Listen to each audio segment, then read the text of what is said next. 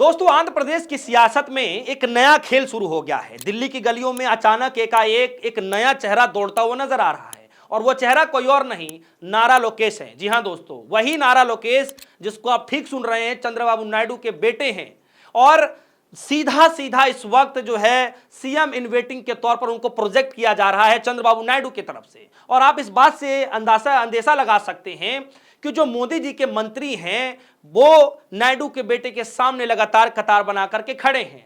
सबसे बड़े मंत्री की लाइन में खड़े हैं वो है जयशंकर प्रसाद, दूसरा निर्मला सीतारमण जी, फिर गडकरी साहब, यहां तक कि खुद नड्डा साहब भी इस लाइन में खड़े हैं। लेकिन सवाल यह है कि क्या यह मुलाकातें सिर्फ आंध्र प्रदेश की सियासत तक सीमित रहने वाली हैं या फिर खेल और भी बड़ा होने जा रहा है। दोस्तों, कहीं यह खेल राष्ट्रपति भवन तक तो नहीं पहुंचने वाला है। दोस्तों, राजनीति है, राजनीति में सब कुछ मुमकिन हो सकता है। इसीलिए आज इस वीडियो में आपको सब कुछ बताऊंगा कि इस नए राजनीति के अंदर नई रणनीति क्या बनने जा रही है। नमस्कार दोस्तों, आप देख रहे हैं DS4 न्यूज। तो चलिए शुरुआत करते हैं।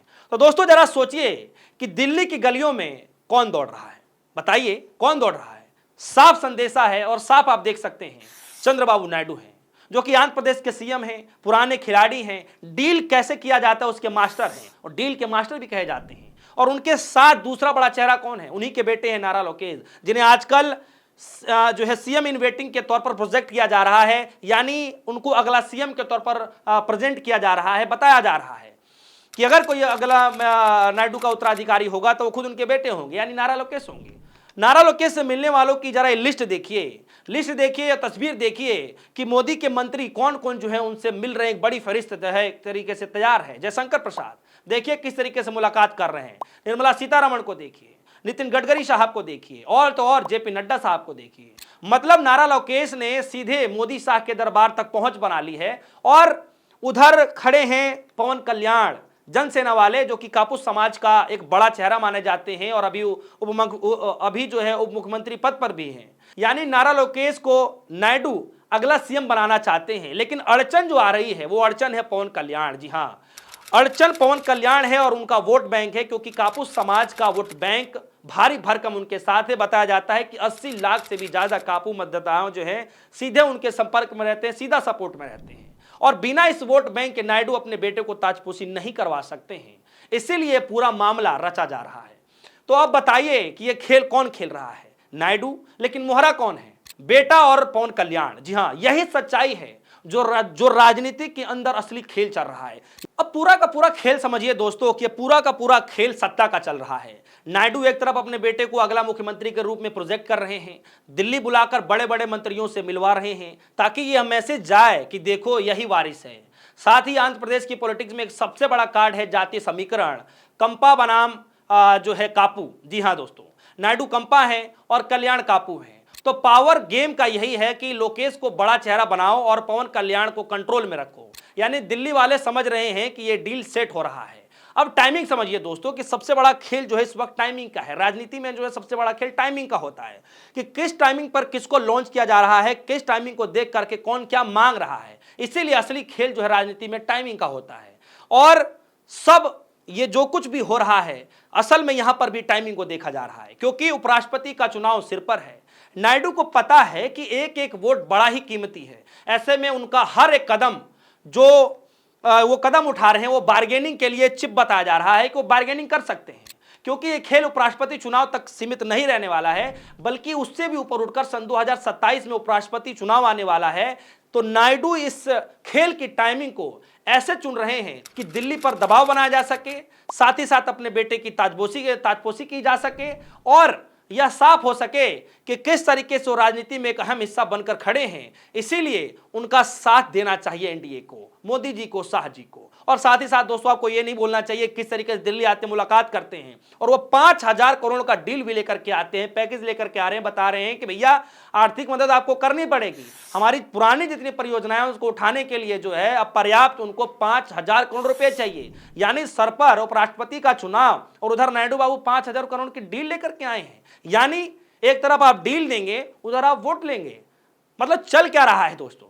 और ये राजनीति में कहावत आती है, मुझे इन हालातों को देखकर याद आ रहा है दोस्तों कि कहा जाता है कि वक्त से बड़ा कोई हथियार नहीं होता दोस्तों, और नायडू उसी हथियार से खेल रहे हैं। आखिर नायडू क्यों कर रहे हैं ये सब, सबसे बड़ा सवाल यह है। और इसका जवाब है दोस्तों, क्योंकि नायडू चाहते हैं कि उनके बेटे लोकेश की गद्दी पक्की हो जाए, सीट पक्की हो जाए, क्योंकि कापू वोट बैंक 80 लाख वोटर हैं और उसको साधना इतना आसान काम नहीं है। और इसीलिए पवन कल्याण के साथ खड़े होकर के नायडू ये नहीं चाहते हैं कि मोदी शाह पवन कल्याण को सामने खड़ा कर दें और नायडू की पकड़ जो है सत्ता पक्ष पर ढीली पड़ जाए। इसीलिए वो साथ ही साथ ये पैटर्न बनाने को तैयार हैं कि मैं एक तीर से दो निशाने करूं, कि मेरा बेटा भी गद्दी पर बैठ जाए और दूसरे आने वाले 2027 के चुनाव में उनको एक बड़ा पद भी मिल जाए दोस्तों।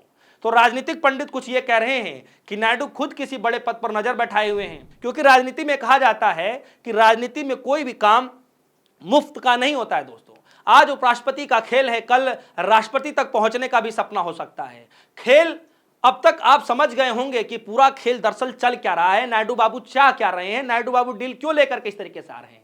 अब जरा ये सोच रहे होंगे कि आखिर मोदी और शाह नायडू की बातें क्यों मानेंगे, क्या जो है क्या कर लेंगे नायडू बाबू, बीजेपी आखिर क्यों इस बात से डर जाएगी। बिल्कुल डर दिखा सकते हैं, और डर दिखा नहीं सकते बल्कि डर दिखा दिया गया है। उपराष्ट्रपति चुनाव में क्रॉस वोटिंग का अगर आपने डील नहीं सुनी तो फिर ये खेल कर देंगे, इस तरीके का संकेत नायडू बाबू पहले ही दे चुके हैं। डील है बेटे को गद्दी तक पहुंचाना और साथ ही साथ 5,000 करोड़ रुपए की सहायता। जी हां दोस्तों, जो कि उपराष्ट्रपति चुनाव से पहले ही नायडू बाबू ने दे दिया है।